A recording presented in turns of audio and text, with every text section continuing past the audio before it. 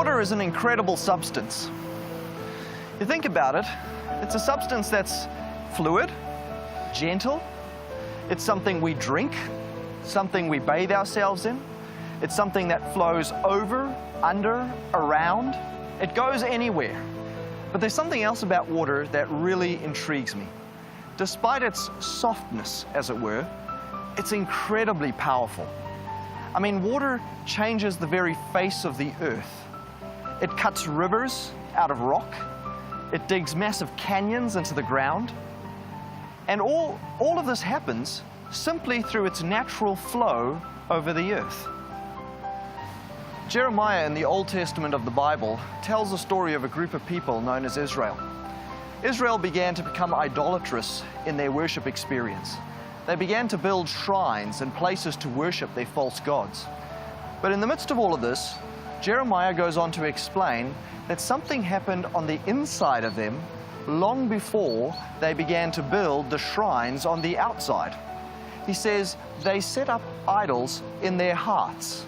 So what happened on the inside of them showed itself logically in the way they lived before others and worshipped in the outside.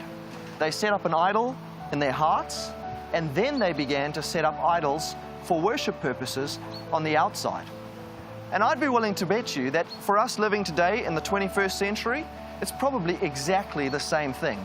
Our outward lives, the way we live before others, the way we treat others, the way we engage with others, how we worship or don't worship, is all a reflection of something that's happening on the inside long before it shows itself on the outside. So if we're looking to change the way we live on the outside, we have to begin at the root cause, which is in the heart experience. In the same way that water has that incredible power to shape the face of the earth, to cut through rock, what you give your allegiance to, what rules and governs your heart, will determine and shape the choices that you make. It will influence what your lifestyle looks like and how you relate to people. In Scripture, Jesus says that He wants to be the water of life.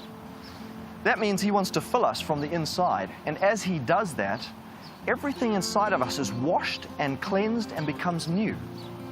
As Jesus is the water of life, He takes His rightful place on our heart. Our loyalty is given to Him, and a strange, miraculous, awesome change begins to happen in our lives, beginning on the inside and showing itself as it works out in our daily choices. It's no wonder that in 1 Corinthians 5, verse 17, the idea is that when we're connected with Jesus Christ, we become entirely new creations. The old things pass away, and all things become new. So my question to you today is, are you ready for something that's radically new, something that's totally awesome? Or are you still contented with being stuck, still contented with the old? The offer that Christ makes to you is that if you will give Him your heart's allegiance, your loyalty, invite Him to come in with His water and fill you up from the inside, you'll become totally new on the outside as well as on the inside. So what will your choice be today? Will you hand over your heart's loyalty, your affections, and your love to Him? Will you invite Him in and say, I want you to be my friend forever? If you do, get ready for something radically new, radically awesome.